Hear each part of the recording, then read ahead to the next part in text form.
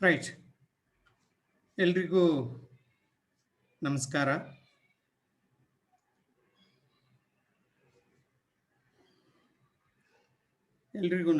ಮತ್ತೊಮ್ಮೆ ಈ ಒಂದು ಆನ್ಲೈನ್ ತರಗತಿಗೆ ನಿಮ್ಮೆಲ್ರಿಗೂ ಸ್ವಾಗತವನ್ನು ಕೋರ್ತೇನೆ. ಇಂದಿನ ತರಗತಿಯಲ್ಲಿ ನಾವು ವಿಶ್ವಸಂಸ್ಥೆಯ ಸ್ಥಾಪನೆ ಹೇಗಾಯಿತು, ಅದರ ತತ್ವಗಳು, ಅದರ ಉದ್ದೇಶಗಳು ಮತ್ತು ಇತರೆ ಅದರ ಒಂದು ಅಂಗಸಂಸ್ಥೆಗಳು, ಈ ಎಲ್ಲ ವಿಚಾರಗಳ ಬಗ್ಗೆ ನಾವು ಚರ್ಚೆ ಮಾಡಿದ್ದು. ಇವತ್ತು ಮುಂದುವರೆದು ವಿಶ್ವಸಂಸ್ಥೆಯ ಸಾಧನೆಗಳ ಬಗ್ಗೆ ನಾವು ಮಾತನಾಡೋಣ. ವಿಶ್ವಸಂಸ್ಥೆ ನಿಮ್ಗೀಗಾಗಲೇ ಗೊತ್ತಿದೆ, 75 ವರ್ಷಗಳನ್ನು ಅದು ಪೂರೈಸಿದೆ. 75 ವರ್ಷ ಇರುವುದೇ ಅದರ ಬಹುದೊಡ್ಡ ಸಾಧನೆ ಅಂತ ನಾವು ಹೇಳಬಹುದು. ಏಕೆಂದರೆ ಪ್ರಪಂಚದ ಬಹುತೇಕ ಸಂಸ್ಥೆಗಳು ಬಹುಬೇಗ ಅವಸಾನ ಹೊಂದಿದ್ದಾವೆ ಅಥವಾ ತಮ್ಮ ಉದ್ದೇಶವನ್ನು ಕಾಪಾಡುವಲ್ಲಿ ವಿಫಲವಾಗಿದ್ದಾವೆ. ಆದರೆ ವಿಶ್ವಸಂಸ್ಥೆ ಹಾಗಿಲ್ಲ. ನಿಜವಾಗಿಯೂ ಯಾವ ಒಂದು ಉದ್ದೇಶವನ್ನು ಇಟ್ಟುಕೊಂಡು ಅಂದಿನ ನಾಯಕರುಗಳು ವಿಶ್ವಸಂಸ್ಥೆಯನ್ನು ಸ್ಥಾಪನೆ ಮಾಡಿದ್ರು, ಆ ಒಂದು ಉದ್ದೇಶವನ್ನು, ಗುರಿಯನ್ನು ಈಡೇರಿಸುವಲ್ಲಿ ಅದು ಯಶಸ್ವಿಯಾಗಿದೆ ಅಂತ ನಾವು ಹೇಳಬಹುದು.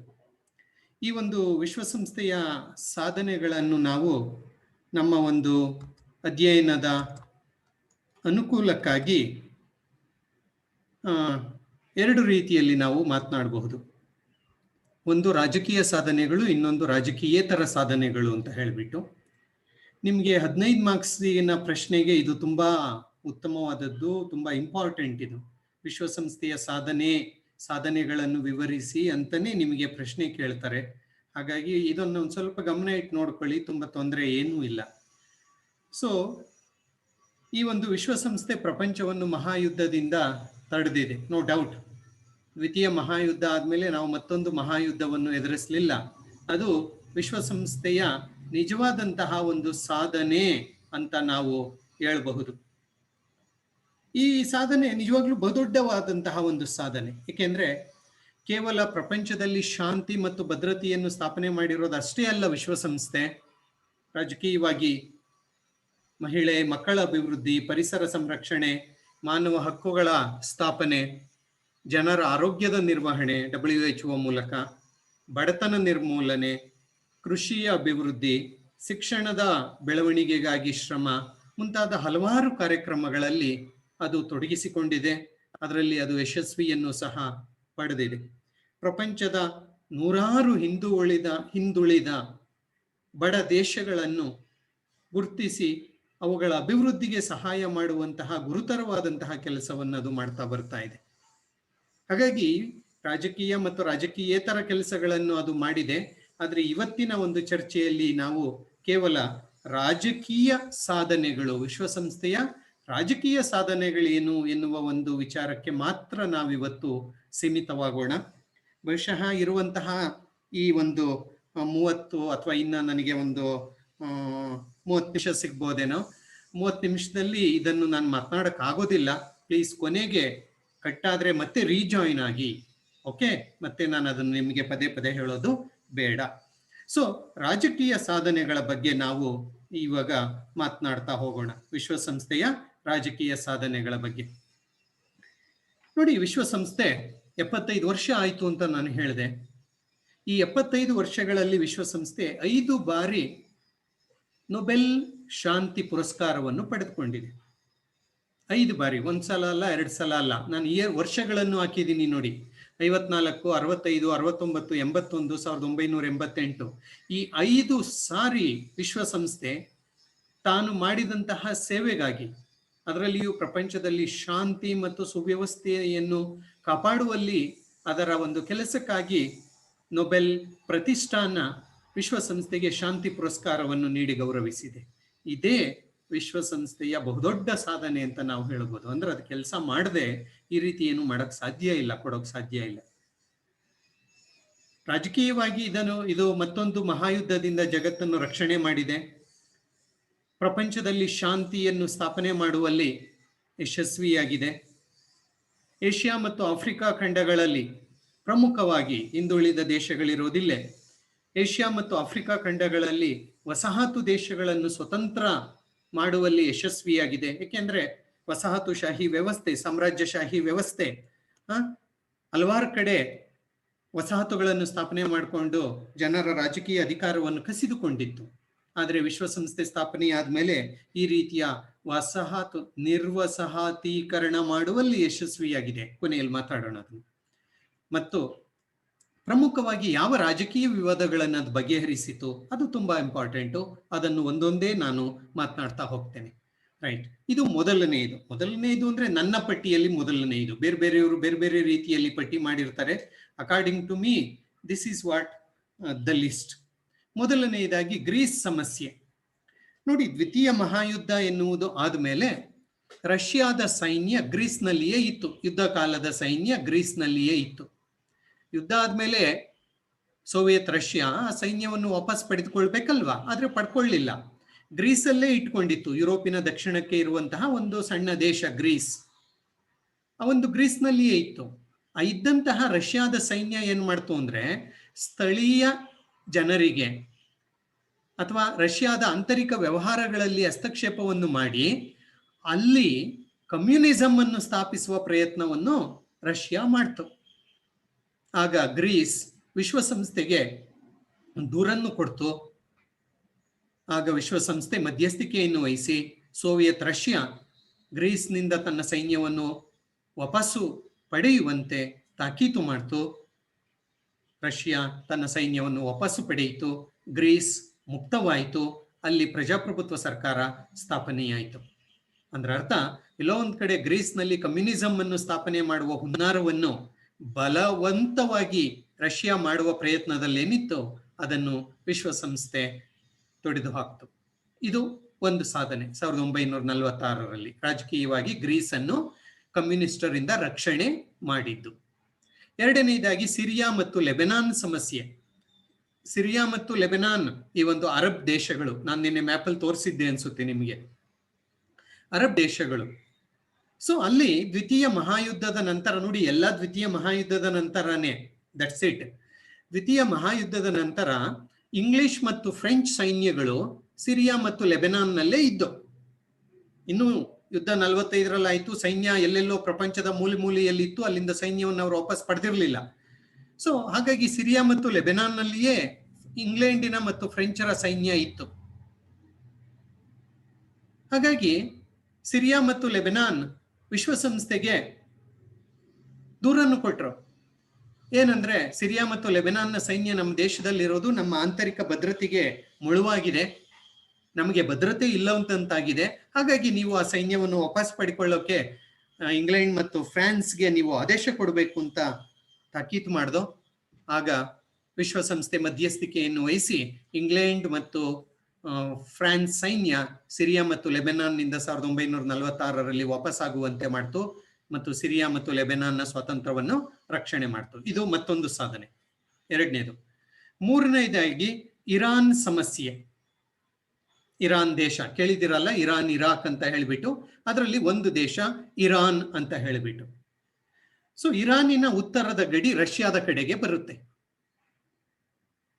ಸೊ ಇರಾನಿನ ಉತ್ತರದ ಗಡಿಯಲ್ಲಿ ರಷ್ಯಾದ ಸೈನ್ಯ ಇರಾನಿನ ಜನರಿಗೆ ಪ್ರೇರೇಪಣೆ ಮಾಡಿ ಹಸ್ತಕ್ಷೇಪ ಮಾಡಿ, ಕುರ್ದಿಶ್ ಜನರು ಅಂತ ಇದ್ರಲ್ಲಿ, ಇರಾನಿನಲ್ಲಿ ಕುರ್ದಿಶ್ ಜನಾಂಗ ಅಂತ ಒಂದಿದೆ, ಆ ಕುರ್ದಿಶ್ ಜನಾಂಗದವರಿಗೆ ಪ್ರೇರೇಪಣೆ ಮಾಡಿ ಹಣಕಾಸಿನ ಸಹಾಯ ಮಾಡಿ ನೀವು ಇರಾನಿನ ಸರ್ಕಾರದ ವಿರುದ್ಧ ದಂಗೆ ಏಳಿ ಅಂತ ಹೇಳಿಬಿಟ್ಟು ಪ್ರೇರೇಪಣೆ ಮಾಡ್ತು. ಯಾರು? ರಷ್ಯಾದ ಸೈನ್ಯ. ಆಗ ಇರಾನ್ ವಿಶ್ವಸಂಸ್ಥೆಗೆ ದೂರನ್ನು ಕೊಡ್ತು. ಏನಂದ್ರೆ, ರಷ್ಯಾ ತನ್ನ ಸೈನ್ಯವನ್ನು ಬಳಸಿಕೊಂಡು ನನ್ನ ಆಂತರಿಕ ವಿಚಾರದಲ್ಲಿ, ನನ್ನ ದೇಶದ ಆಂತರಿಕ ವಿಚಾರದಲ್ಲಿ, ಏಕೆಂದ್ರೆ ಆಗ ಕುರ್ದಿಶ್ ಜನಾಂಗಕ್ಕೂ ಇರಾನ್ ಸರ್ಕಾರಕ್ಕೂ ಒಂದ್ ಸ್ವಲ್ಪ ಸಂಘರ್ಷ ನಡೀತಾ ಇತ್ತು. ಆ ಸಂಘರ್ಷವನ್ನು ಬಳಸಿಕೊಂಡು ರಷ್ಯಾ ಇಲ್ಲಿ ಹಸ್ತಕ್ಷೇಪವನ್ನು ಮಾಡಿ ತನ್ನ ಅಧಿಕಾರವನ್ನು ಸ್ಥಾಪನೆ ಮಾಡುವ ಹುನ್ನಾರವನ್ನೇನ್ ಮಾಡ್ತಾ ಇತ್ತು, ಅದನ್ನು ವಿಶ್ವಸಂಸ್ಥೆಯ ಮುಂದೆ ತಂದಾಗ ವಿಶ್ವಸಂಸ್ಥೆಯ ಭದ್ರತಾ ಮಂಡಳಿ ಮಧ್ಯಸ್ಥಿಕೆಯನ್ನು ವಹಿಸಿತು, ಮಾತುಕತೆಯನ್ನು ಮಾಡ್ತು. ರಷ್ಯಾದ ಸೈನ್ಯ ವಾಪಸ್ ಹೋಗ್ಬೇಕು ಮತ್ತು ಇರಾನಿನ ಆಂತರಿಕ ವಿಚಾರದಲ್ಲಿ ಹಸ್ತಕ್ಷೇಪ ಮಾಡಬಾರದು ಅಂತ ಹೇಳ್ತು. ಆಗ ರಷ್ಯಾ ಹಾಗೆ ನಡೆದುಕೊಳ್ತು. ಹಾಗಾಗಿ ಇರಾನಿನಲ್ಲಿ ಉಂಟಾಗಿದ್ದಂತಹ ಸಮಸ್ಯೆ ಬಿಕ್ಕಟ್ಟು ಪರಿಹಾರವಾಯಿತು. ಸೊ ಇದು ಮತ್ತೊಂದು ರಾಜಕೀಯ ಸಮಸ್ಯೆಯನ್ನು ವಿಶ್ವಸಂಸ್ಥೆ ಸರಿ ಮಾಡಿತು. ನಾಲ್ಕನೇದಾಗಿ ಇಂಡೋನೇಷಿಯಾ ಸಮಸ್ಯೆ. ಇಂಡೋನೇಷಿಯಾ ನಿಮಗೆ ಗೊತ್ತಿದೆ, ದಕ್ಷಿಣ ಏಷ್ಯಾದಲ್ಲಿ ಅಂದ್ರೆ ಏಷ್ಯಾದ ಆಗ್ನೇಯ ಏಷ್ಯಾದಲ್ಲಿ ಬರುವಂತಹ ಒಂದು ದ್ವೀಪ ರಾಷ್ಟ್ರ ಇಂಡೋನೇಷಿಯಾ. ಇಂಡೋನೇಷಿಯಾ ಸಹ ಭಾರತದ ರೀತಿಯಲ್ಲಿ ಒಂದು ರೀತಿಯದು ಭಾರತದ ತರ ಅದು ಡಚ್ಚರ ಅಧೀನದಲ್ಲಿ ಇತ್ತು. ಭಾರತದಲ್ಲಿ ಬ್ರಿಟಿಷರು ವಸಾಹತನ್ನು ಸ್ಥಾಪನೆ ಮಾಡಿದ್ರು, ಆದರೆ ಇಂಡೋನೇಷಿಯಾದಲ್ಲಿ ಡಚ್ಚರು ಗೊತ್ತಲ್ಲ, ಯುರೋಪಿನ ಮತ್ತೊಂದು. ಆ ಡಚ್ಚರು ಅಲ್ಲಿ ಅಧಿಕಾರವನ್ನು ಸ್ಥಾಪನೆ ಮಾಡಿದ್ರು, ವಸಾಹತುವಾಗಿ ಆಳ್ವಿಕೆ ಮಾಡಿದ್ರು. ಆದ್ರೆ ಆಮೇಲೆ ಅದಕ್ಕೆ ಸ್ವತಂತ್ರ ಕೊಟ್ಟರು. ಡಚ್ಚರು 1946ರಲ್ಲಿ ಸ್ವಾತಂತ್ರ್ಯ ದಯಪಾಲನೆ ಮಾಡಿರು. ಆದರೆ ಸ್ವಾತಂತ್ರ್ಯ ಕೊಟ್ಟ ಮೇಲೂ ಸಹ ಇಂಡೋನೇಷಿಯಾ ತನ್ನದೇ ಆದಂತಹ ಸರ್ಕಾರವನ್ನು ಸ್ಥಾಪನೆ ಮಾಡ್ಕೊಳ್ತು ಸ್ವತಂತ್ರ ಬಂದ ಮೇಲೆ. ಆದರೆ ಡಚ್ಚರು ಆ ಸರ್ಕಾರವನ್ನು ಒಪ್ಪದೆ ಅವ್ರ ಮೇಲೆ ಮತ್ತೆ ಮಿಲಿಟರಿ ಕಾರ್ಯಾಚರಣೆ ಮಾಡಿರು. ಏಕೆ ಮತ್ತೆ ತನ್ನ ಅಧಿಕಾರವನ್ನು ಅಲ್ಲಿ ಸ್ಥಾಪನೆ ಮಾಡುವ ಸಲುವಾಗಿ. ಡಚ್ಚರ ಸ್ವಾತಂತ್ರ್ಯವನ್ನು ಮನ್ನಿಸದೆ ಅವರು ಸ್ಥಾಪಿಸಿದಂತಹ ಸರ್ಕಾರವನ್ನು ಒಪ್ಪದೆ ಅವ್ರ ಮೇಲೆ ಮಿಲಿಟರಿ ಕಾರ್ಯಾಚರಣೆ ಮಾಡಿರು. ಯಾರು? ಡಚ್ಚರು.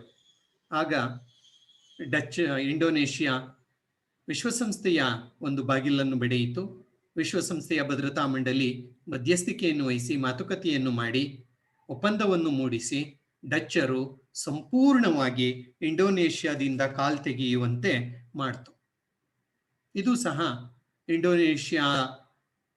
ಇಂಡೋನೇಷಿಯಾವನ್ನು ಡಚ್ಚರಿಂದ ರಕ್ಷಣೆ ಮಾಡಿದಂತಹ ಒಂದು ಪ್ರಯತ್ನ. ಓಕೆ, 1947ರಲ್ಲಿ. ನೆಕ್ಸ್ಟ್ ಒನ್ ಕಾಶ್ಮೀರ ವಿವಾದ. ಓಕೆ, ನಿಮಗೆ ಗೊತ್ತಿದೆ ಕಾಶ್ಮೀರದ ವಿವಾದ ನಿಮಗೆ ತಿಳಿದೇ ಇದೆ.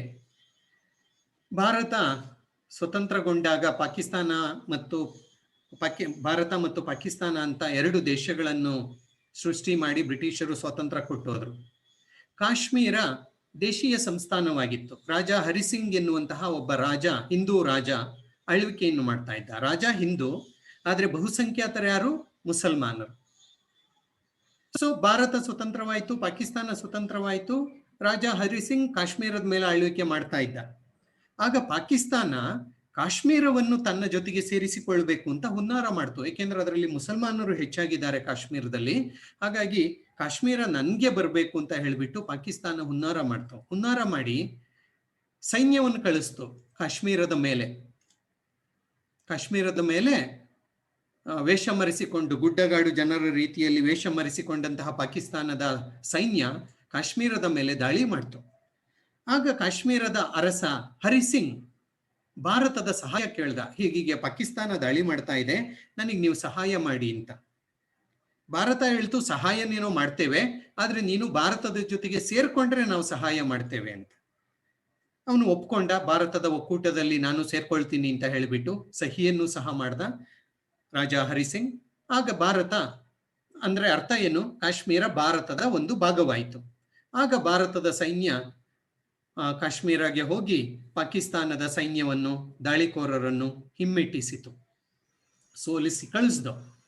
ಆದರೂ ಸಹ ಮತ್ತೊಮ್ಮೆ ಪಾಕಿಸ್ತಾನ 1947ರಲ್ಲಿಯೇ ಕಾಶ್ಮೀರದ ಮೂಲಕ ಭಾರತದ ಮೇಲೆ ದಾಳಿ ಮಾಡ್ತು.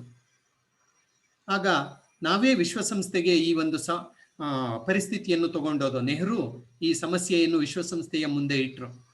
ಆಗ ವಿಶ್ವಸಂಸ್ಥೆ ಮಾತುಕತೆಯನ್ನು ಮಾಡಿ ಶಾಂತಿಯನ್ನು ಸ್ಥಾಪನೆ ಮಾಡ್ತು, ಯುದ್ಧ ವಿರಾಮವನ್ನು ಘೋಷಣೆ ಮಾಡ್ತು. ಹಾಗಾಗಿ ಇವತ್ತಿಗೂ ಅದು ಹಾಗೇ ಇದೆ. POK ಅಂತ ನಾವೇನು ಕರಿತೀವಿ, ಪಾಕಿಸ್ತಾನ ಆಕ್ಯುಪೈಡ್ ಕಾಶ್ಮೀರ್ ಅಂತ ಏನು ಕರಿತೀವಿ, ಆ ಶಾಂತಿ ಸಭೆಯನ್ನು ಮಾಡಿ ಒಂದು ಅಂತಾರಾಷ್ಟ್ರೀಯ ಗಡಿ ರೇಖೆಯನ್ನು ಮಾಡಿ ಕಾಶ್ಮೀರದ 3ನೇ ಒಂದು ಭಾಗ ಇವತ್ತಿಗೂ ಪಾಕಿಸ್ತಾನದಲ್ಲಿಯೇ ಉಳ್ಕೊಂಡಿದೆ. POK ಅಂತ ನಾವು ಅದನ್ನು ಕರಿತೀವಿ. ಅಂದ್ರೆ ವಿಶ್ವಸಂಸ್ಥೆ ಇದನ್ನು ಸಂಪೂರ್ಣವಾಗಿ ಬಗೆಹರಿಸಿಲ್ಲ, ಅರ್ಧಂಬರ್ಧ ಮಾಡಿ ಬಿಟ್ಬಿಟ್ಟಿದೆ. ಒಟ್ಟಿನಲ್ಲಿ ಭಾರತ ಮತ್ತು ಪಾಕಿಸ್ತಾನದ ನಡುವೆ ಶಾಂತಿಯನ್ನು ಸ್ಥಾಪನೆ ಮಾಡುವಲ್ಲಿ ಇದು ಯಶಸ್ವಿಯಾಗಿದೆ. ಇದನ್ನು ನಾವು ಕಾಶ್ಮೀರಿ ಸಮಸ್ಯೆ ಅಂತ ನಾವು ಕರಿತೇವೆ. Okay, next one. 6ನೇದು ಬರ್ಲಿನ್ ದಿಗ್ಬಂಧನ. ನಿಮಗೆ ಗೊತ್ತಿದೆ, ನಾನು ದ್ವಿತೀಯ ಮಹಾಯುದ್ಧದ ಪರಿಣಾಮಗಳ ಬಗ್ಗೆ ನಾನು ಮಾತನಾಡ್ತಾ ಹೇಳಿದೆ. ದ್ವಿತೀಯ ಮಹಾಯುದ್ಧದಲ್ಲಿ ಜರ್ಮನಿ ಸೋತ ದೇಶವಾಗಿ ಹೊರಹೊಮ್ಮಿತು. ಜರ್ಮನಿ ಸೋತೋಯ್ತು. ಸೋತಂತಹ ಜರ್ಮನಿಯನ್ನು ಗೆದ್ದ ದೇಶಗಳು ಆಕ್ರಮಿಸಿಕೊಂಡು ಎರಡು ಪ್ರಮುಖ ಭಾಗಗಳಾಗಿ ವಿಂಗಡಣೆ ಮಾಡಿರೋ, ಪೂರ್ವ ಜರ್ಮನಿ ಮತ್ತು ಪಶ್ಚಿಮ ಜರ್ಮನಿ ಅಂತ ಹೇಳಿಬಿಟ್ಟು. ಪೂರ್ವ ಜರ್ಮನಿಯಲ್ಲಿ ರಷ್ಯಾದ ಪ್ರಭಾವ, ಸೋವಿಯತ್ ರಷ್ಯಾದ ಪ್ರಭಾವ ಜಾರಿಗೆ ಬಂತು, ಕಮ್ಯುನಿಸ್ಟ್ ಪ್ರಭಾವ ಜಾರಿಗೆ ಬಂತು, ಕಮ್ಯುನಿಸ್ಟ್ ಸರ್ಕಾರ ಜಾರಿಗೆ ಬಂತು. ಪಶ್ಚಿಮ ಜರ್ಮನಿಯಲ್ಲಿ ಅಮೆರಿಕ, ಇಂಗ್ಲೆಂಡ್ ಮತ್ತು ಫ್ರಾನ್ಸ್ಗಳ ಪ್ರಭಾವ ಇತ್ತು. ಪಶ್ಚಿಮ ಜರ್ಮನಿಯಲ್ಲಿ ಅಮೆರಿಕ, ಇಂಗ್ಲೆಂಡ್ ಮತ್ತು ಫ್ರಾನ್ಸ್ಗಳ ಪ್ರಭಾವ ಇತ್ತು. ಇಲ್ಲಿ ಪ್ರಜಾಪ್ರಭುತ್ವ ಸರ್ಕಾರ ಸ್ಥಾಪನೆಯಾಯಿತು. ಸೊ ಎರಡು ದೇಶಗಳನ್ನಾಗಿ ಜರ್ಮನಿಯನ್ನು ಒಡೆಯಲಾಯಿತು. ಇದು ನಿಮಗೆ ಗೊತ್ತಿದೆ. ಆದರೆ ಜರ್ಮನಿಯ ಮಧ್ಯದಲ್ಲಿದ್ದಂತಹ ಒಂದು ಬರ್ಲಿನ್ ನಗರ ಇದೆಯಲ್ವಾ, ಬರ್ಲಿನ್ ನಗರವನ್ನು ಸಹ ವಿಭಜನೆ ಮಾಡಲಾಯಿತು. ಅರ್ಧ ಪೂರ್ವ ಜರ್ಮನಿಗೆ, ಅರ್ಧ ಬರ್ಲಿನ್ ಪಶ್ಚಿಮ ಜರ್ಮನಿಗೆ ಹೋಯಿತು. ಯಾವಾಗ ಹೀಗೆ ಬರ್ಲಿನ್ ನಗರವನ್ನು ವಿಭಜನೆ ಮಾಡಲಾಯಿತು, ಪೂರ್ವ ಬರ್ಲಿನ್ ನಗರದಲ್ಲಿದ್ದಂತಹ ಬಹುತೇಕ ಜನ ಪಶ್ಚಿಮ ಬರ್ಲಿನ್ ಕಡೆಗೆ ವಲಸೆ ಹೋಗೋಕೆ ಶುರು ಮಾಡಿರು. ಯಾಕೆಂದ್ರೆ ಇಲ್ಲಿ ಕಮ್ಯುನಿಸಂ ಇದೆ, ಹಾಗಾಗಿ ನಮ್ಗೆ ಅದು ಬೇಡ, ನಾವು ಆ ಕಡೆಗೆ ಹೋಗೋಣ ಅಂತ ಹೇಳ್ಬಿಟ್ಟು ಆ ಕಡೆಗೆ ವಲಸೆ ಹೋಗೋಕೆ ಶುರುವಾದ್ರು. ಪೂರ್ವ ಜರ್ಮನಿಯಿಂದ ಜನ, ಬರ್ಲಿನ್ನಿಂದ ಜನ ಹಾಗೆ ಹೋಗೋಕೆ ಶುರು ಮಾಡಿರು. ಆಗ ಇದು ಪೂರ್ವ ಜರ್ಮನ್ಗೆ ಒಂದು ರೀತಿಯ ಅವಮಾನ, ರಷ್ಯಾಗಿದ್ದ ಅವಮಾನ. ಯಾಕೆಂದ್ರೆ ಜನ ನಮ್ಮ ದೇಶವನ್ನು ಬಿಟ್ಟು ಅಲ್ಲಿಗೆ ಹೋಗ್ತಾ ಇದ್ದಾರಲ್ಲ ಅಂತ. ಆಗ ಅದೇನ್ ಮಾಡ್ತು ಅಂದ್ರೆ, ಬರ್ಲಿನ್ ಮೂಲಕ ಏನು ಪಶ್ಚಿಮ ಜರ್ಮನಿಗೆ ಜನ ಹೋಗ್ತಾ ಇದ್ರು ಅದನ್ನು ತಡೆಯೋಕೆ ದಿಗ್ಬಂಧನವನ್ನು ಹಾಕಿಬಿಡ್ತು. ಯಾರು ಹೋಗ್ಬಾರ್ದು ಆ ಕಡೆಗೆ ಅಂತ ಹೇಳ್ಬಿಟ್ಟು ದಿಗ್ಬಂಧನವನ್ನು ಹಾಕಿಬಿಡ್ತು. ಇದನ್ನೇ ನಾವು ಬರ್ಲಿನ್ ದಿಗ್ಬಂಧನ ಅಂತ ಕರಿತೇವೆ. ಆಮೇಲೆ ಗೋಡೆನೂ ಕಟ್ಟಿರೋ, ಅದು ಬೇರೆ ವಿಚಾರ, ಬರ್ಲಿನ್ ಗೋಡೆ.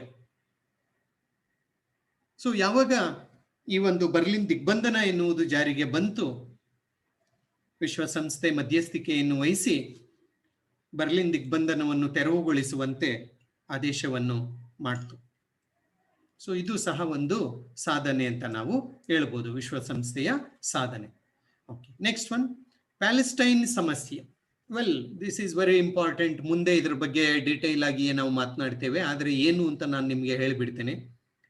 ಪ್ಯಾಲೆಸ್ಟೈನ್ ಒಂದು ದೇಶ, ಈ ಒಂದು ಅರಬ್ ದೇಶಗಳು ಅಂತ ನಾವೇನ್ ಕರಿತೀವಿ, ಅಲ್ಲಿ ಬರುವಂತಹ ಒಂದು ಪುಟ್ಟ ದೇಶ ಪ್ಯಾಲೆಸ್ಟೈನ್. 1948ರ ನಂತರ ಇಲ್ಲಿ ಪ್ಯಾಲೆಸ್ಟೈನ್ ಸಮಸ್ಯೆ ಎನ್ನುವುದು ಹುಟ್ಟಿಕೊಳ್ತು. ಏನಾಯಿತು ಅಂದ್ರೆ, ನೀವು ಯಹೂದಿಗಳು ಅಂತ ಕೇಳಿದೀರಾ ಅನ್ಸುತ್ತೆ. ಜರ್ಮನಿಯಲ್ಲಿ ಅಡಾಲ್ಫ್ ಹಿಟ್ಲರ್ ಯಹೂದಿಗಳನ್ನು ಹಿಂಸೆ ಮಾಡ್ದ ಅಂತ ನೀವು ಕೇಳಿದೀರಾ ಅನ್ಸುತ್ತೆ. ದ್ವಿತೀಯ ಮಹಾಯುದ್ಧದ ನಂತರ ಪ್ರಪಂಚದ ಪ್ರಮುಖ ನಾಯಕರುಗಳು, ದೇಶಗಳೆಲ್ಲ ಸೇರಿ ಯಹೂದಿಗಳಿಗಾಗಿ ಒಂದು ನೆಲೆಯನ್ನು ಹುಡುಕಿ ಕೊಡಬೇಕು, ಅವರಿಗೊಂದು ದೇಶವನ್ನು ಸ್ಥಾಪನೆ ಮಾಡಬೇಕು ಅಂತ ಆಶ್ವಾಸನೆ ಕೊಟ್ಟಿದ್ರು, ಹೇಳಿದ್ರು. ಹಾಗಾಗಿ ಯಹೂದಿಗಳಿಗೆ ಒಂದು ದೇಶ ಎಲ್ಲಿ ಮಾಡೋದು ಅಂತ ಅವರು ಯೋಚನೆ ಮಾಡಿದಾಗ, ಯಹೂದಿಗಳ ಮೂಲ ನೆಲೆ, ಪ್ರಾಚೀನ ಕಾಲದಲ್ಲಿ ಯಹೂದಿಗಳ ಮೂಲ ನೆಲೆ ಯಾವುದಾಗಿತ್ತು ಅಂದ್ರೆ ಪ್ಯಾಲೆಸ್ಟೈನ್. ಪ್ಯಾಲೆಸ್ಟೈನ್ ಅವರ ಮೂಲ ನೆಲೆಯಾಗಿತ್ತು. ಆದ್ರೆ ಈಗ ಪ್ಯಾಲೆಸ್ಟೈನ್ ಒಂದು ದೇಶ ಆಗಿದೆ, ಮುಸಲ್ಮಾನರಿದಾರಲ್ಲಿ, ಪ್ಯಾಲೆಸ್ಟೈನಿಗಳಿದ್ದಾರೆ, ಅವರು ಮುಸಲ್ಮಾನರು. ಹಾಗಾಗಿ ವಿಶ್ವಸಂಸ್ಥೆ ಏನ್ ಮಾಡ್ತು ಅಂದ್ರೆ, ಆ ಪ್ಯಾಲೆಸ್ಟೈನ್ನಲ್ಲಿ ಯಹೂದಿಗಳಿಗೆ ಒಂದು ದೇಶವನ್ನು ನಿರ್ಮಿಸಿಕೊಡುವ ಸಲುವಾಗಿ ಪ್ಯಾಲೆಸ್ಟೈನ್ ಅನ್ನು ಎರಡು ಭಾಗಗಳಾಗಿ ವಿಭಜನೆ ಮಾಡ್ತು, ಎರಡು ದೇಶಗಳಾಗಿ ವಿಭಜನೆ ಮಾಡ್ತು. ಒಂದನ್ನು ಪ್ಯಾಲೆಸ್ಟೈನ್ ಅಂತ ಉಳಿಸಿಕೊಳ್ತು, ಇನ್ನೊಂದನ್ನು ಇಸ್ರೇಲ್ ಅಂತ ಹೆಸರು ಕೊಡ್ತು. ಆ ಇಸ್ರೇಲ್ನಲ್ಲಿ ಯಹೂದಿಗಳು ಬಂದಿರೋಕೆ ಅವಕಾಶ ಮಾಡಿಕೊಡ್ತು. ಅರ್ಥವಾಗ್ತಾ ಇದೆ ಅಲ್ಲ? ಪ್ಯಾಲೆಸ್ಟೈನ್ ಅನ್ನು ವಿಭಜನೆ ಮಾಡಿ ಆ ಒಂದು ಭಾಗವನ್ನು ಇಸ್ರೇಲ್ ಅಂತ ನಿರ್ಮಾಣ ಮಾಡಿ ಅಲ್ಲಿ ಪ್ರಪಂಚಾದ್ಯಂತ ಇದ್ದಂತಹ ಯಹೂದಿಗಳು ಬಂದು ನೆಲೆಸೋಕೆ ಅವಕಾಶ ಮಾಡಿಕೊಟ್ರು. ಸೊ ಅದು ಇಸ್ರೇಲ್ ದೇಶ ಆಯಿತು, ಹೊಸ ದೇಶ. 1948ರಲ್ಲಿ ವಿಶ್ವಸಂಸ್ಥೆ ಸ್ಥಾಪನೆ ಮಾಡಿದ್ದು, ಕ್ರಿಯೇಟ್ ಮಾಡಿದ್ದು, ಸೃಷ್ಟಿ ಮಾಡಿದ್ದು ಯಹೂದಿಗಳ ದೇಶ. ವೆರಿ ಇಂಪಾರ್ಟೆಂಟ್, ಜ್ಞಾಪಕ ಇಟ್ಕೊಳ್ಳಿ. ಸೊ ಹೀಗೆ ಯಹೂದಿಗಳ ಒಂದು ದೇಶವನ್ನು ರಚನೆ ಮಾಡಲಾಯಿತು.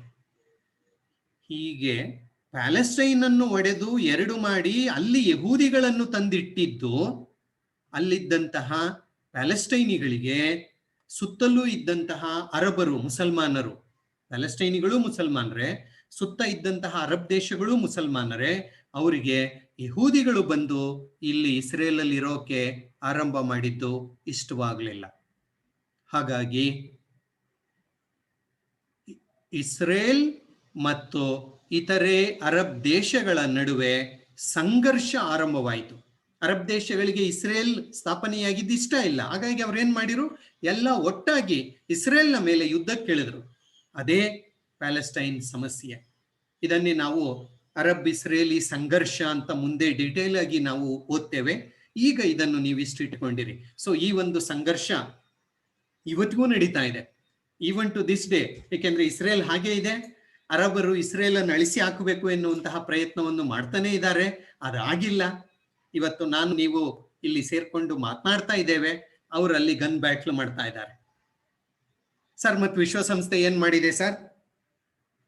ವಿಶ್ವಸಂಸ್ಥೆ ಸಮಸ್ಯೆ ಉಲ್ಬಣವಾದಾಗ ಎಲ್ಲ, ತೀವ್ರ ರೂಪಕ್ಕೆ ಹೋದಾಗ ಎಲ್ಲ, ದೊಡ್ಡ ಪ್ರಮಾಣದ ಸಂಘರ್ಷ ಆದಾಗ ಎಲ್ಲ, ಯುದ್ಧ ಅನ್ನೋದಾದಾಗ ಎಲ್ಲ ಒಂದ್ ಸ್ವಲ್ಪ ನೀರು ಚಿಮುಕಿಸಿ ಅಲ್ಲಿ ಶಾಂತಿಯನ್ನು ಸ್ಥಾಪಿಸುವಂತಹ, ಅದು ಒಂದು ಬಹುದೊಡ್ಡ ಯುದ್ಧವಾಗದಂತೆ ತಡೆಯುವಲ್ಲಿ ವಿಶ್ವಸಂಸ್ಥೆ ಯಶಸ್ವಿಯಾಗಿದೆ ಅಂತ ನಾವು ಹೇಳಬಹುದು. ಸೊ ಇದು ಪ್ಯಾಲೆಸ್ಟೈನ್ ಸಮಸ್ಯೆ. ಮುಂದೆ ಮಾತನಾಡೋಣ ಬೇರೆ ಆ ವಿಚಾರಗಳನ್ನು ಡೀಟೇಲ್ ಆಗಿ. ನೆಕ್ಸ್ಟ್ ಒನ್, 8ನೇದು ಕೊರಿಯಾ ಯುದ್ಧ 1950. ಓಕೆ, ಕೊರಿಯಾ ಸಮಸ್ಯೆ ಅಂತನೂ ನಾವು ಇದನ್ನು ಕರೆಯಬಹುದು. ವಿಶ್ವಸಂಸ್ಥೆ ಪರಿಹರಿಸಿದಂತಹ ಮತ್ತೊಂದು ರಾಜಕೀಯ ಸಮಸ್ಯೆ ಅಂದ್ರೆ ಕೊರಿಯಾ ಸಮಸ್ಯೆ, ಕೊರಿಯಾ ಬಿಕ್ಕಟ್ಟು, ಕೊರಿಯಾ ಯುದ್ಧ, ನೀವು ಹೇಗಾದ್ರೂ ಕೇಳ್ಕೊಳ್ಳಿ. ಓಕೆ, ಕೊರಿಯಾ ಈ ಒಂದು ಏಷ್ಯಾದ ಪೂರ್ವದಲ್ಲಿರುವಂತಹ ಒಂದು ದೇಶ. ದ್ವಿತೀಯ ಮಹಾಯುದ್ಧದ ಕಾಲದಲ್ಲಿ ಅದು ಜಪಾನಿನ ಅಧೀನದಲ್ಲಿ ಇತ್ತು. It was under Japan. ದ್ವಿತೀಯ ಮಹಾಯುದ್ಧ ಆದಮೇಲೆ ಕೊರಿಯಾವನ್ನು ಜಪಾನಿನಿಂದ ಸ್ವತಂತ್ರಗೊಳಿಸಿ ಉತ್ತರ ಕೊರಿಯಾ ಮತ್ತು ದಕ್ಷಿಣ ಕೊರಿಯಾ ಅಂತ 2 ಭಾಗ ಮಾಡಲಾಯಿತು. ಎಲ್ಲೋದ್ರೂ ಇದೆ, ಯಾಕೆಂದ್ರೆ ಒಂದ್ ಕಡೆ ಅಮೆರಿಕ, ಇನ್ನೊಂದ್ ಕಡೆ ಸೋವಿಯತ್ ರಷ್ಯಾ. ಸೊ ಕೊರಿಯಾವನ್ನು ಉತ್ತರ ಕೊರಿಯಾ ಮತ್ತು ದಕ್ಷಿಣ ಕೊರಿಯಾ ಎಂಬ 2 ಭಾಗಗಳಾಗಿ, ದೇಶಗಳಾಗಿ ವಿಭಜನೆ ಮಾಡಲಾಯಿತು. 38ನೇ ಪ್ಯಾರಲಲ್ ಲೈನ್ ಅಂತ ಹೇಳ್ತಾರೆ, ಅದಕ್ಕೆ ವಿಭಜನೆ ಮಾಡಿ ಉತ್ತರದ ಭಾಗ ಉತ್ತರ ಕೊರಿಯಾ, ದಕ್ಷಿಣದ ಭಾಗ ದಕ್ಷಿಣ ಕೊರಿಯಾ ಅಂತ ಮಾಡಲಾಯಿತು. ಉತ್ತರ ಕೊರಿಯಾದಲ್ಲಿ ರಷ್ಯಾದ ಪ್ರಭಾವ, ದಕ್ಷಿಣ ಕೊರಿಯಾದಲ್ಲಿ ಅಮೆರಿಕ, ಇಂಗ್ಲೆಂಡ್ ಇವುಗಳ ಒಂದು ಪ್ರಭಾವ, ಅಂದ್ರೆ ಪ್ರಜಾಪ್ರಭುತ್ವ ದೇಶಗಳ ಪ್ರಭಾವ. ಮೇಲಿನ ದೇಶದಲ್ಲಿ ಅಂದ್ರೆ ಉತ್ತರ ಕೊರಿಯಾದಲ್ಲಿ ಕಮ್ಯುನಿಸಂನ ಒಂದು ಪ್ರಭಾವ ಇತ್ತು. ಸೊ ಹೀಗೆಲ್ಲ ಸೆಟ್ಲ್ ಆಗಿತ್ತು. ಆದ್ರೆ 1950ರಲ್ಲಿ ಉತ್ತರ ಕೊರಿಯಾ ರಷ್ಯಾದ ಪ್ರಭಾವದಿಂದ, ರಷ್ಯಾದ ಸಹಾಯದಿಂದ ಏನ್ ಮಾಡ್ತು, ದಕ್ಷಿಣ ಕೊರಿಯಾದ ಮೇಲೆ ಆಕ್ರಮಣ ಮಾಡಿಬಿಡ್ತು. ಅದನ್ನು ವಶಪಡಿಸಿಕೊಂಡ್ಬಿಡೋಣ ನಾವು ಅಂತ ಹೇಳಿಬಿಟ್ಟು ದಕ್ಷಿಣ ಕೊರಿಯಾದ ಮೇಲೆ ಉತ್ತರ ಕೊರಿಯಾ ಆಕ್ರಮಣ ಮಾಡಿಬಿಡ್ತು. 1950 ಜನವರಿ 25ರಂದು ಆಕ್ರಮಣ ಮಾಡಿಬಿಡ್ತು. ಓಕೆ, ರಷ್ಯಾದ ಸಹಾಯ ಸಹ ಇತ್ತು. ಆಕ್ರಮಣ ಮಾಡಿ ದಕ್ಷಿಣ ಕೊರಿಯಾದ ಬಹುತೇಕ ಭಾಗಗಳನ್ನು ವಶಪಡಿಸಿಕೊಂಡು ಬಿಡ್ತು. ಆಗ ದಕ್ಷಿಣ ಕೊರಿಯಾಗೆ ಸಹಾಯ ಮಾಡೋಕೆ ಅಮೆರಿಕ ಮುಂದಾಯಿತು. ಆಗ ಕೊನೆಗೆ ವಿಶ್ವಸಂಸ್ಥೆ ಈ ಒಂದು ಸಮಸ್ಯೆಯ ತೀವ್ರತೆಯನ್ನು ಅರ್ಥ ಮಾಡಿಕೊಂಡು ಒಂದು ಸೈನ್ಯವನ್ನು ಕಳಿಸ್ತು. ವಿಶ್ವಸಂಸ್ಥೆಯ ಒಂದು ಸೈನ್ಯವನ್ನು ಕಳುಹಿಸಿತು. ವಿಶ್ವಸಂಸ್ಥೆಯ ಸೈನ್ಯ ಅಂದ್ರೆ ವಿಶ್ವಸಂಸ್ಥೆಯ ಸೈನ್ಯ ಇದೆಯಾ ಸರ್? ಇಲ್ಲ. ವಿಶ್ವಸಂಸ್ಥೆಯ ಸದಸ್ಯ ರಾಷ್ಟ್ರಗಳೆಲ್ಲ ಸೇರಿ ಒಂದು ಸೈನ್ಯ ಮಾಡ್ಕೊಳ್ತಾರೆ. ಸೊ ಅದನ್ನೇ ನಾವು ವಿಶ್ವಸಂಸ್ಥೆಯ ಸೈನ್ಯ ಅಂತ ನಾವು ಹೇಳ್ತೀವಿ. ಜನರಲ್ ಮೆಕಾರ್ಥರ್ ಎನ್ನುವವರ ನೇತೃತ್ವದಲ್ಲಿ ವಿಶ್ವಸಂಸ್ಥೆಯ ಸೈನ್ಯ ದಕ್ಷಿಣ ಕೊರಿಯಾಗೆ ಹೋಯಿತು. ಕೊರಿಯಾಗೆ ಹೋಗಿ ಅಲ್ಲಿ ಮಾತುಕತೆಯನ್ನು ಮಾಡ್ತು.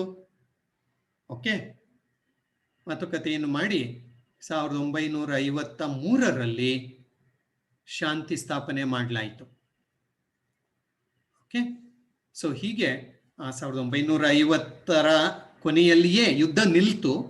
ಆದರೆ ಮಾತುಕತೆಗಳು ಎಲ್ಲ ನಡೆದು ಕೊನೆಗೆ ಅಂತಿಮವಾಗಿ 1953ರಲ್ಲಿ ಶಾಂತಿ ಒಪ್ಪಂದ ಎನ್ನುವುದು ಆಯಿತು ಉತ್ತರ ಕೊರಿಯಾ ಮತ್ತು ದಕ್ಷಿಣ ಕೊರಿಯಾದ ನಡುವೆ ವಿಶ್ವಸಂಸ್ಥೆಯ ನೇತೃತ್ವದಲ್ಲಿ.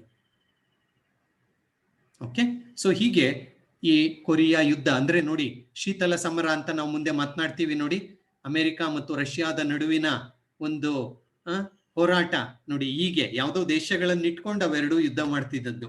ಸೊ ಹೀಗೆ ಈ ಒಂದು ಕೊರಿಯಾ ಯುದ್ಧವನ್ನು ತಡೆದು ಕೊರಿಯಾದಲ್ಲಿ ಶಾಂತಿ ಸ್ಥಾಪನೆ ಮಾಡುವಂತೆ ಆಯಿತು.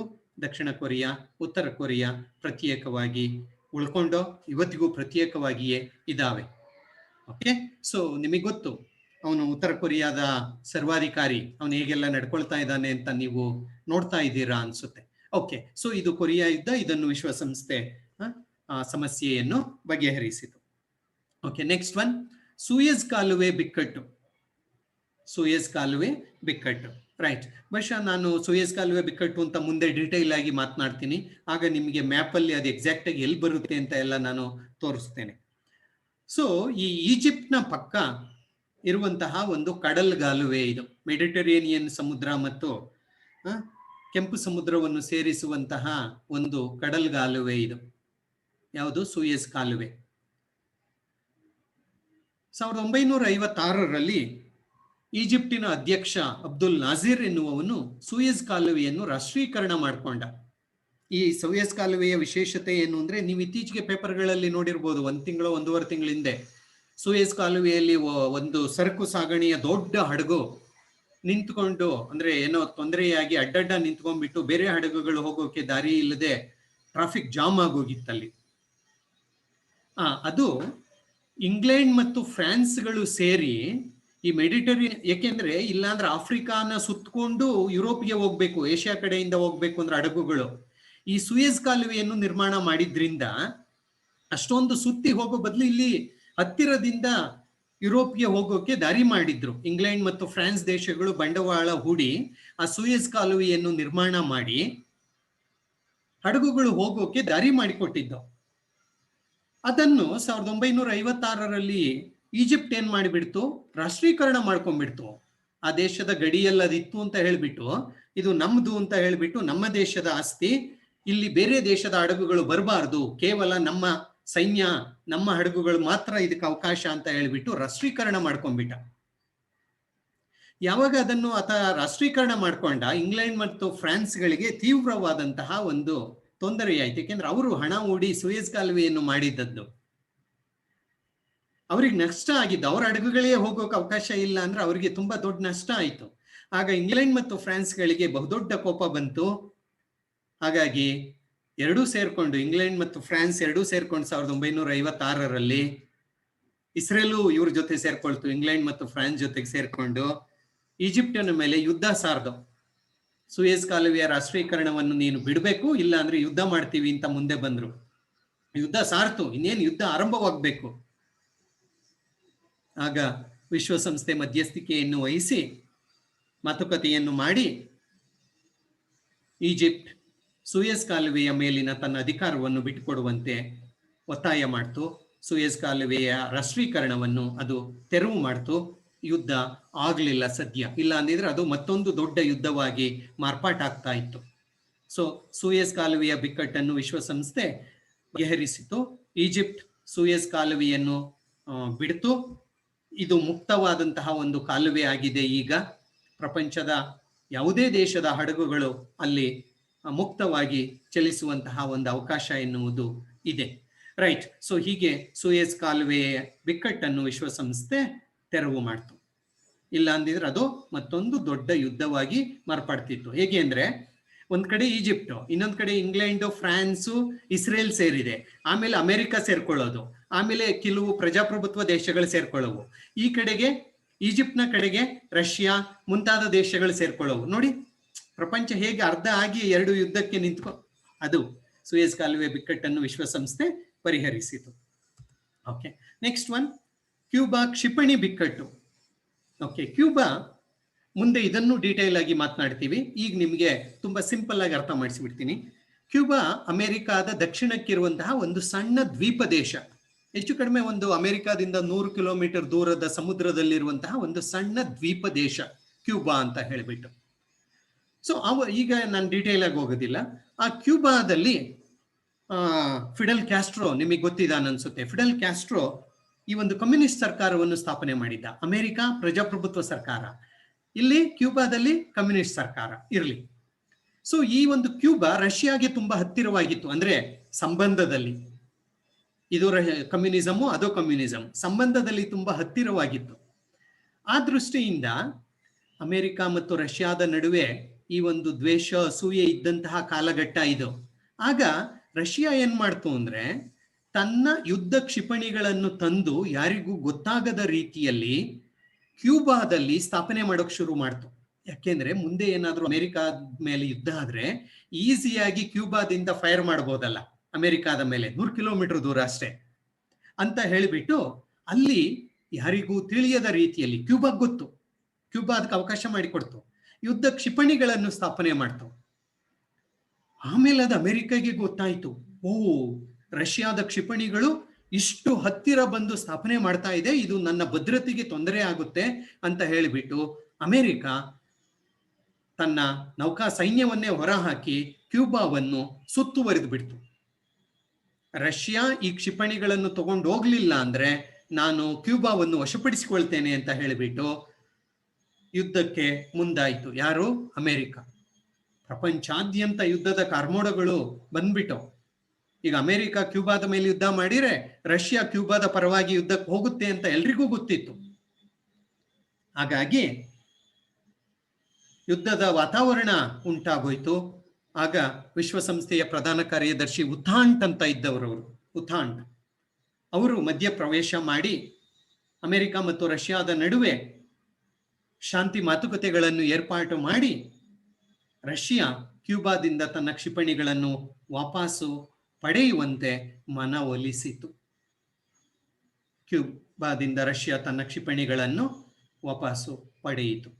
ಹಾಗಾಗಿ 1962ರಲ್ಲಿ ಪ್ರಪಂಚದಲ್ಲಿ ಆಗಬೇಕಾಗಿದ್ದಂತಹ ಮತ್ತೊಂದು ಮಹಾಯುದ್ಧವನ್ನು ವಿಶ್ವಸಂಸ್ಥೆ ತಡೆಯಿತು. ಕ್ಯೂಬಾ ಕ್ಷಿಪಣಿ ಬಿಕ್ಕಟ್ಟೇನು ಉಂಟಾಗಿತ್ತು, ರಷ್ಯಾ ಕ್ಯೂಬಾದಲ್ಲಿ ಕ್ಷಿಪಣಿಗಳನ್ನು ಸ್ಥಾಪನೆ ಮಾಡಿದ್ರಿಂದ ಏನ್ ಬಿಕ್ಕಟ್ಟು ಉಂಟಾಗಿತ್ತು, ಸಮಸ್ಯೆ ಉಂಟಾಗಿತ್ತು, ಅದನ್ನು ವಿಶ್ವಸಂಸ್ಥೆ ಬಗೆಹರಿಸಿತು. ರೈಟ್, ಸಮಯ ಆಗ್ತಾ ಇದೆ, ನಾನೀಗ ಎಂಡ್ ಮಾಡ್ತೀನಿ. ಪ್ಲೀಸ್ ಮತ್ತೆ ರೀಜಾಯಿನ್ ಆಗಿಬಿಡಿ.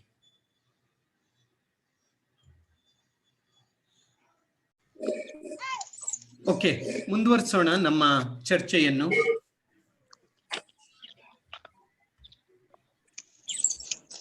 ಸೊ ನಾವು ಕ್ಯೂಬಾ ಕ್ಷಿಪಣಿ ಬಿಕ್ಕಟ್ಟಿನ ಬಗ್ಗೆ ನಾವು ಮಾತನಾಡ್ತಾ ಇದ್ದೋ. ಸೊ ಕ್ಯೂಬಾದಲ್ಲಿ ಉಂಟಾದಂತಹ ಬಿಕ್ಕಟ್ಟನ್ನು ವಿಶ್ವಸಂಸ್ಥೆ ಮಧ್ಯಸ್ಥಿಕೆಯನ್ನು ವಹಿಸಿ ಅಲ್ಲಿ ಶಾಂತಿ ಸ್ಥಾಪಿಸುವಲ್ಲಿ ಯಶಸ್ವಿಯಾಯಿತು. ನೆಕ್ಸ್ಟ್ ಮತ್ತೊಂದು ತುಂಬಾ ಪ್ರಮುಖವಾದದ್ದು ವಿಶ್ವಸಂಸ್ಥೆಯ ಒಂದು ಸಾಧನೆ ಅಂದ್ರೆ ವರ್ಣಭೇದ ನೀತಿಯ ಅಂತ್ಯ. ನಿಮಗೆ ಗೊತ್ತಿದೆ, ದಕ್ಷಿಣ ಆಫ್ರಿಕಾದಲ್ಲಿ ಬಿಳಿಯರ ಸರ್ಕಾರ, ಯಾಕೆಂದ್ರೆ ದಕ್ಷಿಣ ಆಫ್ರಿಕಾದಲ್ಲಿ ಬಹುಸಂಖ್ಯಾತ ಜನ ಇರೋದು ಯಾರು? ಮ್ಯೂಟ್ ಮಾಡಿಬಿಡ್ತೇನೆ, ಒಂದೇ ಒಂದು ಸೆಕೆಂಡ್. ಓಕೆ, ದಕ್ಷಿಣ ಆಫ್ರಿಕಾದಲ್ಲಿ ಇರುವ ಜನ ಕರಿಯರು, ಹೌದಲ್ವಾ?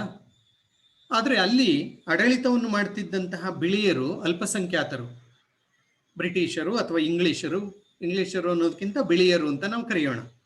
ಅವರು ಅಲ್ಪಸಂಖ್ಯಾತರು, ಅವರಲ್ಲಿ ಆಡಳಿತವನ್ನು ಮಾಡ್ತಿದ್ದದ್ದು. ಆ ಒಂದು ಅಲ್ಪಸಂಖ್ಯಾತರು ದಕ್ಷಿಣ ಆಫ್ರಿಕಾದಲ್ಲಿ ವರ್ಣಭೇದ ನೀತಿಯನ್ನು ಜಾರಿಗೆ ತಂದಿದ್ರು. ಅಂದ್ರೆ ಚರ್ಮದ ಬಣ್ಣದ ಆಧಾರದ ಮೇಲೆ ಪ್ರತ್ಯೇಕ ಮಾಡೋದು, ಅದನ್ನೇ ನಾವು ವರ್ಣಭೇದ ನೀತಿ ಅಂತ ಹೇಳ್ತೇವೆ. ಅಪಾರ್ಥೈಡ್ ಅಂತ ಇಂಗ್ಲಿಷ್ ಅಲ್ಲಿ ಹೇಳ್ತೇವೆ. ವರ್ಣಭೇದ ನೀತಿ, ಚರ್ಮದ ಬಣ್ಣದ ಆಧಾರದ ಮೇಲೆ ಭೇದ ಭಾವ ಮಾಡೋದು. ಓಕೆ, ಇದನ್ನು ನಾವು ವರ್ಣಭೇದ ನೀತಿ ಅಂತ ಹೇಳ್ತೀವಿ. ಅಂದ್ರೆ ಕರಿಯರೇ ಬೇರೆ, ಬಿಳಿಯರೇ ಬೇರೆ, ಅವರು ಬೇರೆ ಕಡೆ ಇರಬೇಕು, ಇವ್ರು ಬೇರೆ ಕಡೆ ಇರಬೇಕು. ಬಿಳಿಯರ ಶಾಲೆಗಳಿಗೆ ಕರಿಯರ್ ಬರಬಾರ್ದು, ಬಿಳಿಯರ್ ಕೂರೋ ರೈಲ್ವೆ ಬೋಗಿಯಲ್ಲಿ ಕರಿಯರ್ ಬರಬಾರ್ದು, ಕರಿಯರಿಗೆ ಬೇರೆ ಉದ್ಯಾನ, ಬಿಳಿಯರಿಗೆ ಬೇರೆ ಉದ್ಯಾನ. ಸೊ ಈ ರೀತಿಯಲ್ಲಿ ಈ ಒಂದು ಪ್ರತ್ಯೇಕತಾ ನೀತಿಯನ್ನೇ ಅವರು ಅನುಸರಿಸ್ತಾ ಇದ್ರು. ಇದನ್ನು ನಾವು ವರ್ಣಭೇದ ನೀತಿ ಅಂತ ನಾವು ಕರಿತೀವಿ. ಕರಿಯರಿಗೆ ಹಲವಾರು ರೀತಿಯ ಹಕ್ಕುಗಳನ್ನು ಕೊಟ್ಟಿರಲಿಲ್ಲ, ಅವರನ್ನು ಶೋಷಣೆ ಮಾಡಲಾಗ್ತಾ ಇತ್ತು. ಈ ಒಂದು ವರ್ಣಭೇದ ನೀತಿಯನ್ನು ದಕ್ಷಿಣ ಆಫ್ರಿಕಾದ ಜನ ನೆಲ್ಸನ್ ಮಂಡೇಲಾರವರ ನೇತೃತ್ವದಲ್ಲಿ, ನಿಮಗೆ ಗೊತ್ತಿದೆ, ಹೋರಾಟವನ್ನು ಅಲ್ಲಿ ಮಾಡಿ ಅವರು ಪ್ರಪಂಚದ ದೇಶಗಳ ಒಂದು ಗಮನವನ್ನು ಸೆಳೆದು ಬಿಳಿಯರ ಈ ಒಂದು ದಾಷ್ಟತನವನ್ನು ಮುರಿಯುವ ಪ್ರಯತ್ನವನ್ನು ಅವರು ಮಾಡಿದರು. ಆಗ ವಿಶ್ವಸಂಸ್ಥೆ ಪ್ರಪಂಚದ ದೇಶಗಳ ಒತ್ತಡದ ಮೇಲೆ, ಏಕೆಂದ್ರೆ ಹಲವಾರು ದೇಶಗಳು ವಿಶ್ವಸಂಸ್ಥೆಯಲ್ಲಿ ದಕ್ಷಿಣ ಆಫ್ರಿಕಾದಲ್ಲಿ ಆಗುತ್ತಿರುವಂತಹ ಈ ಒಂದು ವರ್ಣಭೇದ ನೀತಿಯನ್ನು ತಡೆಯಬೇಕು, ವಿಶ್ವಸಂಸ್ಥೆ ಗಮನ ಹರಿಸಬೇಕು ಅಂತ ಹೇಳಿಬಿಟ್ಟು ಕೇಳಿಕೊಂಡಾಗ ವಿಶ್ವಸಂಸ್ಥೆ ವರ್ಣಭೇದ ನೀತಿಯ ವಿರುದ್ಧ ಕಾನೂನನ್ನು ಅಂಗೀಕರಿಸಿ, ನಿರ್ಣಯವನ್ನು ಅಂಗೀಕರಿಸಿ ದಕ್ಷಿಣ ಆಫ್ರಿಕಾದ ಸರ್ಕಾರದ ಮೇಲೆ ಹಲವಾರು ರೀತಿಯ ನಿರ್ಬಂಧಗಳನ್ನು ಹೇರ್ತು. ರಾಜತಾಂತ್ರಿಕ ಸಂಬಂಧಗಳನ್ನು ಕಡಿದು ಹಾಕ್ತು, ಕ್ರೀಡಾ ಸಂಬಂಧಗಳನ್ನು ಕಡಿದು ಹಾಕ್ತು, ಆರ್ಥಿಕವಾದಂತಹ ಸಂಬಂಧಗಳನ್ನು ಸಂಪೂರ್ಣವಾಗಿ ಕಡಿದು ಹಾಕ್ತು. ಇದಕ್ಕೂ ಸಹ ದಕ್ಷಿಣ ಆಫ್ರಿಕಾದ ಸರ್ಕಾರ ಬಗ್ಲಿಲ್ಲ. ಕೊನೆಗೆ ಎಲ್ಲವೂ ವಿಶ್ವಸಂಸ್ಥೆ ಹೆಚ್ಚಿನ ಒಂದು ಪ್ರಭಾವವನ್ನು ದಕ್ಷಿಣ ಆಫ್ರಿಕಾದ ಮೇಲೆ ಮಾಡಿದ ಮೇಲೆ ಅಲ್ಲಿ ವರ್ಣಭೇದ ನೀತಿ ಎನ್ನುವುದು ಕೊನೆಯಾಯಿತು. ನೆಲ್ಸನ್ ಮಂಡೇಲಾರನ್ನು ಜೈಲಿನಿಂದ ಬಿಡುಗಡೆ ಮಾಡಲಾಯಿತು. ಆಮೇಲೆ ನೆಲ್ಸನ್ ಮಂಡೇಲಾ ಅವರೇ ಪ್ರಜಾಪ್ರಭುತ್ವ ಸರ್ಕಾರದ ಅಧ್ಯಕ್ಷರಾಗಿ ಸ್ಥಾಪನೆಯಾದರು. ಕರಿಯರ ಹಕ್ಕುಗಳನ್ನು ದಯಪಾಲನೆ ಮಾಡಲಾಯಿತು. ಸೊ ವರ್ಣಭೇದ ನೀತಿಯನ್ನು ನಿಲ್ಲಿಸುವಲ್ಲಿ ವಿಶ್ವಸಂಸ್ಥೆಯ ಪಾತ್ರ ಬಹುಮುಖ್ಯ ಎಲ್ಲಿ? ಈ ದಕ್ಷಿಣ ಆಫ್ರಿಕಾದಲ್ಲಿ.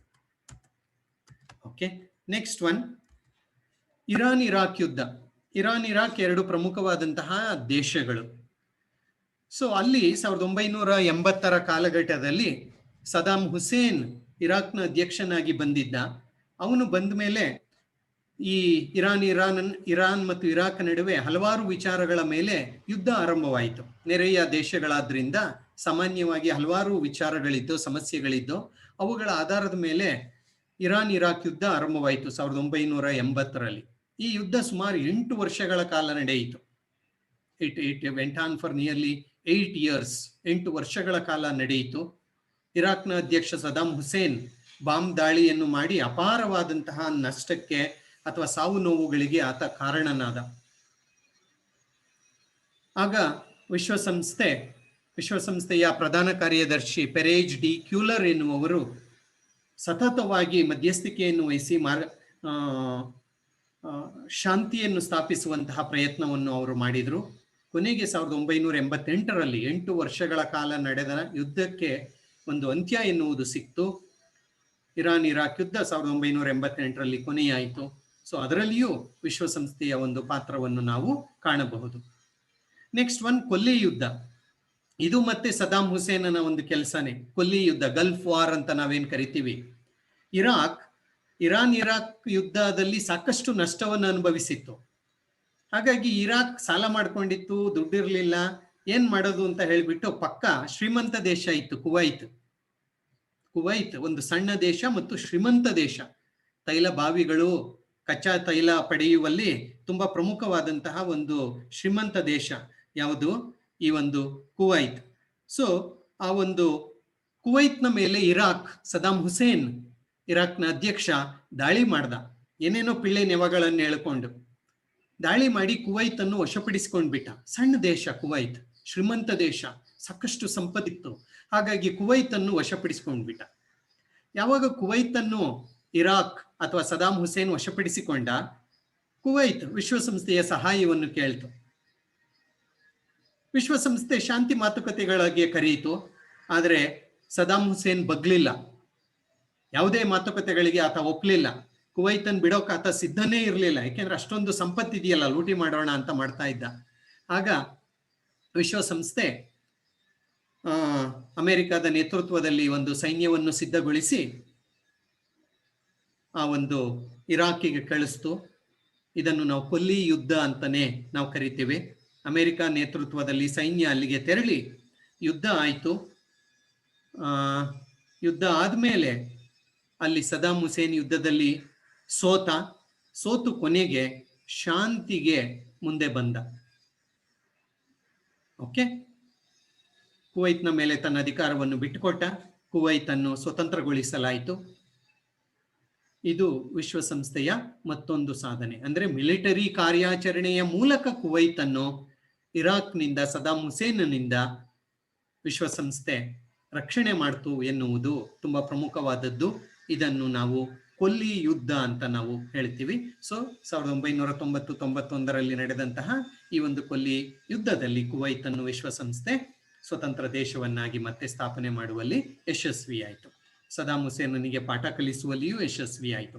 ಅದಾದ ಮೇಲೆ ಮತ್ತೆ ಅಮೆರಿಕ ಇರಾಕ್ನ ಮೇಲೆ ದಾಳಿ ಮಾಡಿ ಸದಾಂ ಹುಸೇನನನ್ನು ಹುಡುಕಿ ಅವನನ್ನು ಕೊಂದು ಅದೆಲ್ಲ ಆಗಿದ್ದು ಅನಂತರದ ಒಂದು ವಿಚಾರಗಳು.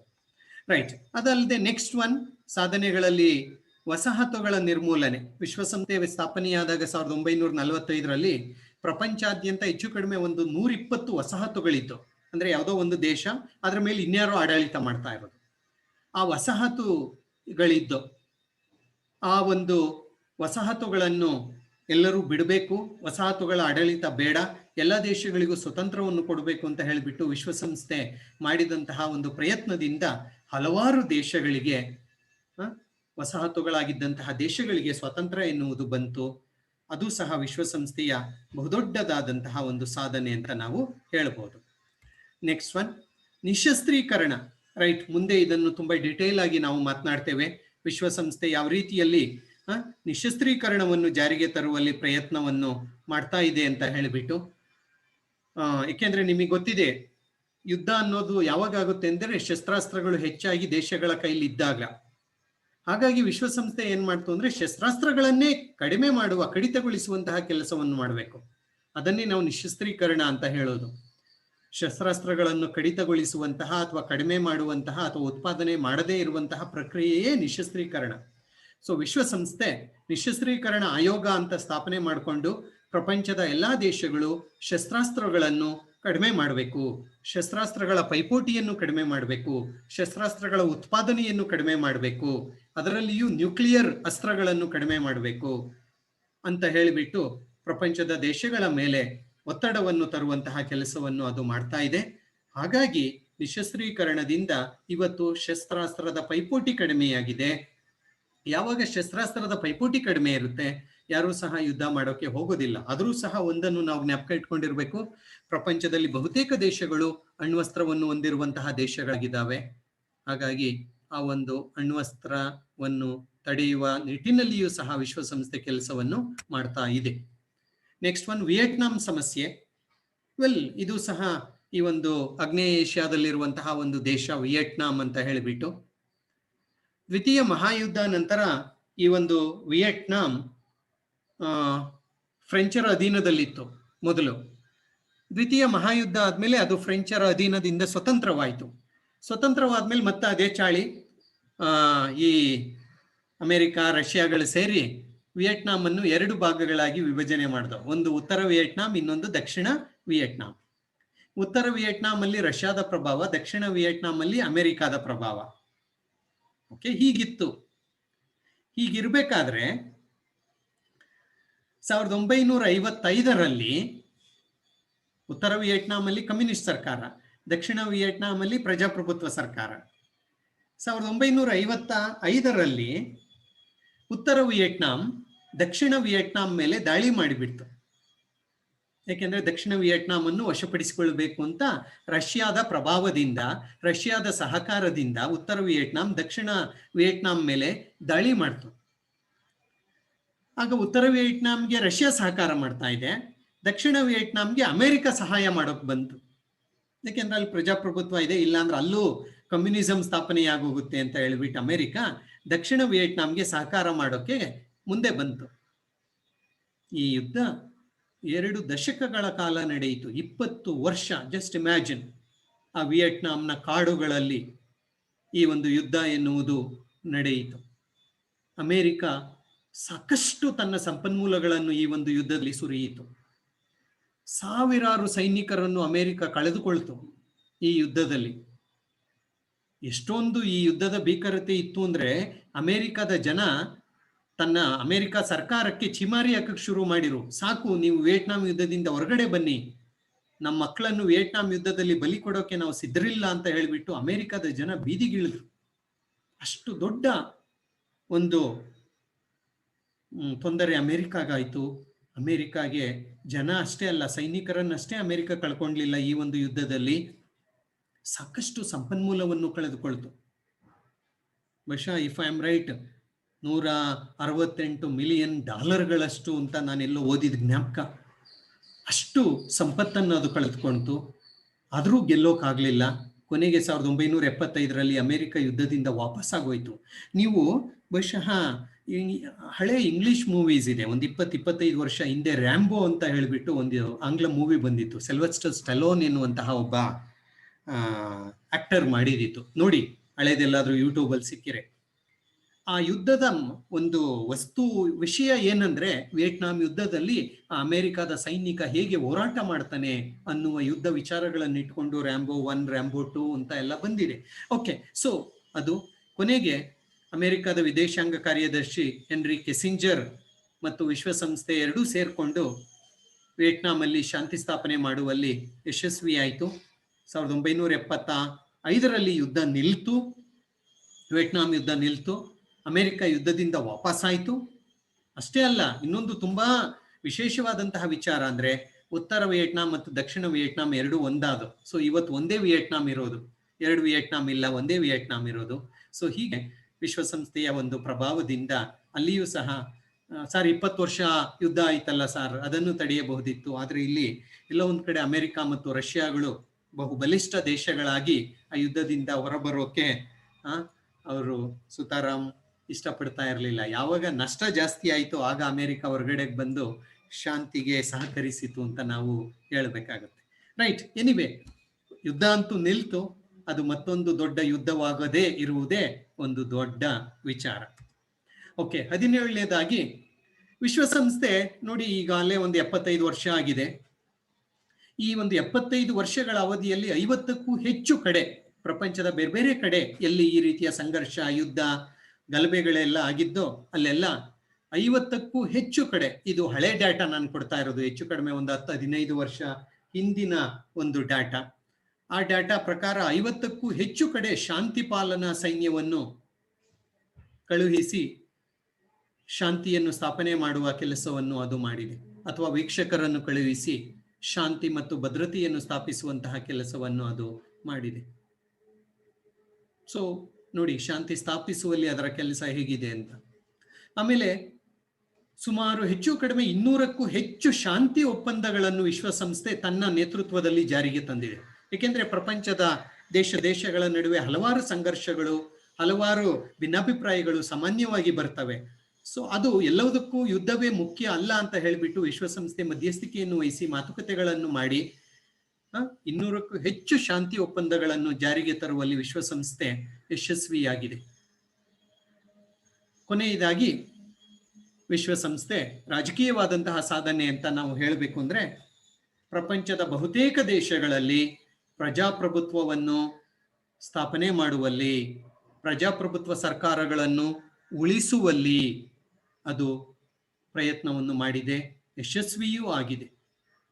ಸರ್ವಾಧಿಕಾರಿನೋ ಅಥವಾ ಇನ್ಯಾವುದೋ ರೀತಿಯ ಸರ್ಕಾರಗಳನ್ನು ತೆಗೆದುಹಾಕಿ ಪ್ರಜಾಪ್ರಭುತ್ವ ಸರ್ಕಾರವನ್ನು ಸ್ಥಾಪಿಸುವಲ್ಲಿ ಅದು ಯಶಸ್ವಿಯಾಗಿದೆ.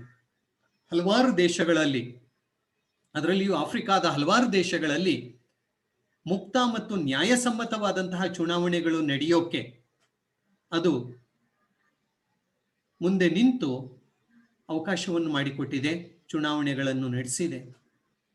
ಹೀಗಾಗಿ ಹಲವೆಡೆ ಪ್ರಜಾಪ್ರಭುತ್ವ ಸರ್ಕಾರಗಳು ಇವತ್ತಿಗೂ ಉಳ್ಕೊಂಡಿದ್ದಾವೆ ಅಂದ್ರೆ ಅದಕ್ಕೆ ವಿಶ್ವಸಂಸ್ಥೆ ಕಾರಣ ಅಂತ ನಾವು ಹೇಳ್ಬೋದು.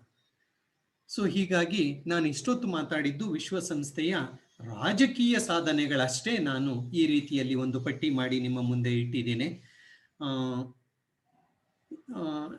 ಇದರ ಬಗ್ಗೆ ತಮಗೇನಾದರೂ ಡೌಟ್ ಇದ್ರೆ ನಾವು ಚರ್ಚೆ ಮಾಡೋಣ.